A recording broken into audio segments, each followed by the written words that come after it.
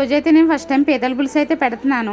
ఒకసారి చూసేద్దామా. ఒక స్పూన్ అల్లము, ఒక స్పూన్ వెల్లుల్లిపాయలు, ఒక స్పూన్ ధనియాలు, ఒక స్పూన్ జీలకర్ర, అలాగే ఆనియన్ పేస్టు, ఒక టమాటా సైజు చింతపండు అయితే నానబెట్టుకున్నాను. ఒక స్పూన్ అయితే నెయ్యి వేసుకున్నాను. నెయ్యిలోనే టేస్ట్ ఉందండి, మీరు ట్రై చేయండి.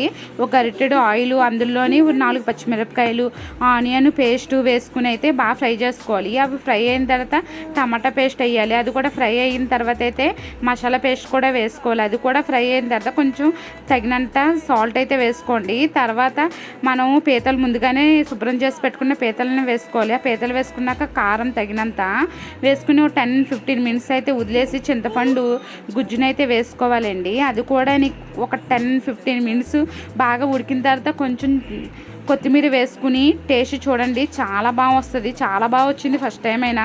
మీరు ఇలాగే వండుతారా? వండితే కామెంట్ అయితే చేయండి. Please like, share, subscribe.